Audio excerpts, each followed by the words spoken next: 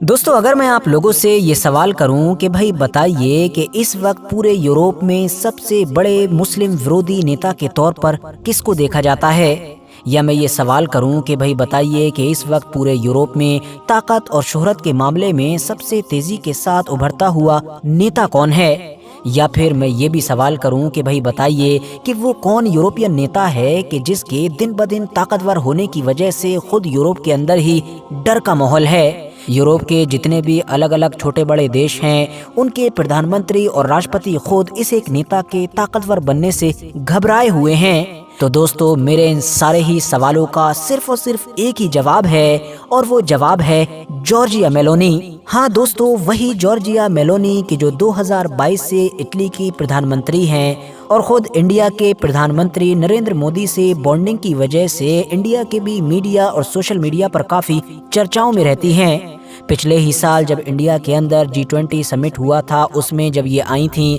तब भी काफ़ी चर्चाओं में रही थीं, और इस साल भी जब इटली के अंदर G7 का समिट चल रहा है, जिसमें खुद प्रधानमंत्री नरेंद्र मोदी को एक गेस्ट के तौर पर इनवाइट किया गया है, तो एक बार फिर से इसी इवेंट की वजह से ये दोनों सोशल मीडिया पर काफ़ी चर्चाओं में आ चुके हैं। अब ये तो मैं आप लोगों को पहले ही बता चुका हूँ कि ये पहली महिला प्रधानमंत्री हैं, क्योंकि इतिहास में इनसे पहले इटली की गद्दी पर कोई भी महिला नहीं बैठ सकी थी। और ख़ास बात ये भी है कि इन्होंने ये अचीवमेंट बहुत ही कम उम्र में हासिल किया है, क्योंकि जिस वक्त ये वीडियो रिकॉर्ड हो रहा है तब भी इनकी उम्र 47 साल के करीब है। बल्कि सच्चाई तो ये है कि इटली को हटाकर अगर पूरे यूरोप के पर्सपेक्टिव से भी देखा जाए, तो जहां एक तरफ यूरोप के बाकी जितने भी पुराने बड़े बड़े लीडर्स हैं उनके ग्राफ नीचे जा रहे हैं, तो वहीं जॉर्जिया मेलोनी का ग्राफ बड़ी तेजी के साथ ऊपर जा रहा है। यही वजह है कि मुमकिन है अगले कुछ सालों के अंदर ही हम देखेंगे कि यूरोप का अगर सबसे बड़ा और सबसे ताकतवर नेता कोई होगा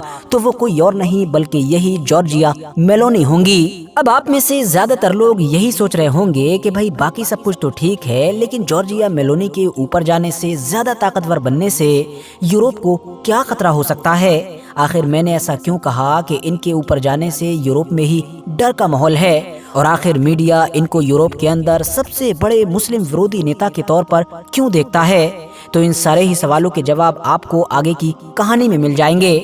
कहानी शुरू होती है सन 1977 से कि जब 15 जनवरी के दिन इनका जन्म इटली के मशहूर और ऐतिहासिक शहर रोम के अंदर हुआ। ये सिर्फ एक साल ही की थी कि जब इनके माँ बाप एक दूसरे से अलग हो गए थे। बचपन से ही पॉलिटिक्स में काफ़ी इंटरेस्ट था, यही वजह है कि 14-15 साल की उम्र में ही इन्होंने अलग अलग तरीके से पॉलिटिक्स में इन्वॉल्व होना शुरू कर दिया था। स्टूडेंट लाइफ में भी इन्होंने पॉलिटिक्स या बाकी सोशल एक्टिविटीज़ में खूब बढ़ चढ़ कर हिस्सा लिया और धीरे धीरे पॉलिटिक्स में ऊपर बढ़ना शुरू कर दिया। 2008 आते आते ये ऑलरेडी इतना सब कुछ अचीव कर चुकी थी कि इनको इटली के अंदर एक मिनिस्टर यानी कि मंत्री की पोस्ट दी गई थी, और इस तरह से इन्होंने इटली के इतिहास में सबसे कम उम्र में मिनिस्टर बनने का भी रिकॉर्ड बनाया था। 2012 में जॉर्जिया मेलोनी ने अपनी खुद की पार्टी बनाने का फैसला किया और जिसको नाम दिया ब्रदर ऑफ इटली का। पार्टी पर काफी ज्यादा मेहनत की गई, मगर फिर भी शुरुआती दिनों में कुछ खास कामयाबी हाथ नहीं लगी।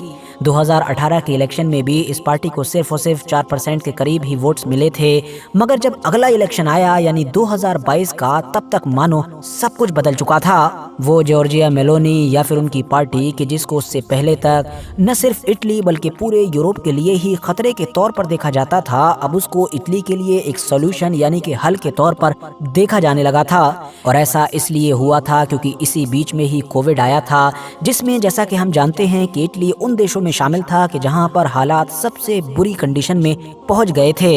इकोनॉमी भी पूरी तरीके से कोलैप्स कर गई थी। नतीजा ये हुआ कि लोगों ने इटली की पुरानी हुकूमत को उखाड़ फेंका, जबकि भारी मतों से जॉर्जिया मेलोनी को जीत मिली और इन्होंने इटली के इतिहास की पहली महिला प्रधानमंत्री के तौर पर शपथ ली। जॉर्जिया मेलोनी ने जब 2022 में जीत हासिल की थी तो पूरे दुनिया के मीडिया ने और स्पेशली जो वेस्टर्न मीडिया था, जो अमेरिकन मीडिया था, उसने इस जीत को यूरोप के अंदर एक अर्थक्वेक मतलब के एक भूकंप के तौर पर दिखाया था। और लोगों को ये बताने की कोशिश की थी कि यूरोप के अंदर एक राजनीतिक भूकंप आ चुका है जो आने वाले दिनों में पूरे यूरोप को बदल कर रख देगा। और ऐसा इसलिए किया जा रहा था क्योंकि जॉर्जिया मेलोनी आइडियोलॉजी मतलब विचारधारा के हिसाब से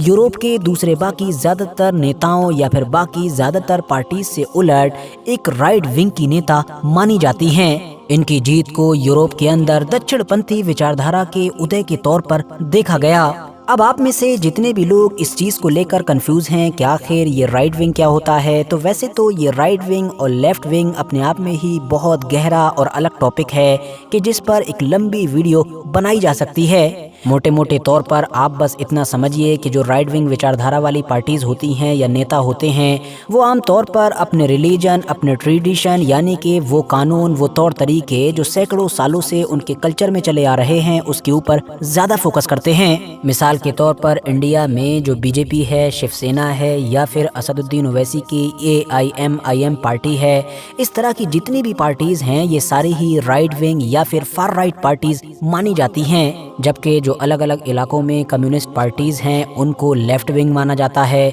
इसके अलावा कांग्रेस या इस तरह की जो समाजवादी पार्टी है या और इस तरह की जितनी भी सेकुलर पार्टीज हैं उनको सेंटर में माना जाता है, मतलब ना तो राइट विंग और ना ही लेफ्ट विंग। अब क्योंकि यूरोप तो पिछले कई दशकों से ही बहुत ज्यादा लिबरल और सेकुलर इलाका नजर आता है, तो इसीलिए जॉर्जिया मेलोनी जैसे एक बड़े राइट विंग नेता का उभरना साफ तौर पर यह इशारा करता है कि यूरोप भी बदल रहा है। आसान भाषा में फर्क समझना है तो ऐसे समझिए कि जहां एक तरफ बाकी यूरोप या फिर अमेरिका वगैरह ये LGBTQ कम्युनिटी को बहुत ज्यादा सपोर्ट करता है, इनके राइट्स की बात करता है, तो वहीं जो राइट विंग पार्टीज होती हैं और स्पेशली ये जो जॉर्जिया मेलोनी हैं, इन्होंने इसको लेकर काफी सख्त कायदे कानून बना रखे हैं। इसके अलावा एक दूसरा फर्क आप ये भी समझ सकते हैं कि जॉर्जिया मेलोनी ने अपने यहाँ पर अबॉर्शन पर पाबंदी लगा रखी है क्योंकि जाहिर है उनकी ये विचारधारा है कि इटली एक क्रिश्चियन देश हमेशा से रहा है और इसके कायदे कानून क्रिश्चियंस के हिसाब से होने चाहिए, मगर बाकी वेस्टर्न इलाकों ने अबॉर्शन को लेकर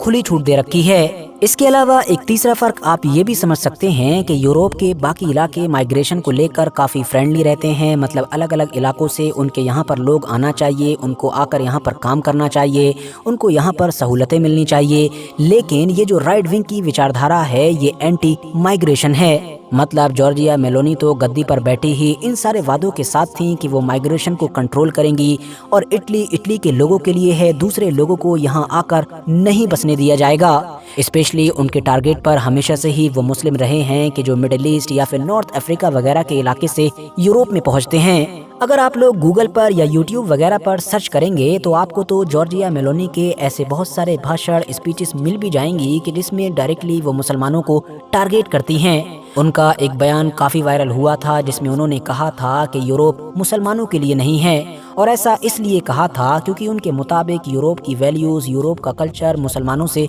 बिल्कुल अलग है। इवन जीतने के बाद भी उस वक्त अचानक से काफी गदर मचा था कि जब वो एक ऐसा रेजोल्यूशन लेकर आ रही थी कि जिसके तहत उन्होंने कहा था कि इटली के इलाके में हम इस्लाम के बढ़ते हुए इन्फ्लुएंस को रोकेंगे, मतलब जो कन्वर्जन हो रहा है उस पर कंट्रोल करेंगे। और ये इसलिए था क्योंकि जैसा कि हम जानते ही हैं कि इस वक्त दुनिया के दूसरे इलाकों की तरह यूरोप में भी इस्लाम सबसे तेजी के साथ फैलने वाला मजहब है। सबसे ज्यादा कन्वर्जन इस्लाम में ही है, यानी ज्यादा से ज्यादा लोग हर साल अपना दूसरा रिलीजन बदलकर इस्लाम में एंटर कर जाते हैं, और इसका साफ असर यूरोप के बाकी इलाकों की तरह इटली में भी दिखता है। इतना ही नहीं, जॉर्जिया मेलोनी की हुकूमत की तरफ से एक ऐसा मसौदा भी तैयार किया गया था कि जिसमें मुसलमानों के कुछ खास जगहों पर नमाज पढ़ने पर पाबंदी की बात की गई थी, जिसको लेकर यूरोप के साथ साथ बाकी इलाके में काफी गदर भी मचा था। वर्थ नोटिसिंग बात यह है कि जॉर्जिया मेलोनी की कामयाबी के बाद अब ये राइट विंग का असर इटली के अलावा यूरोप के बाकी इलाकों में भी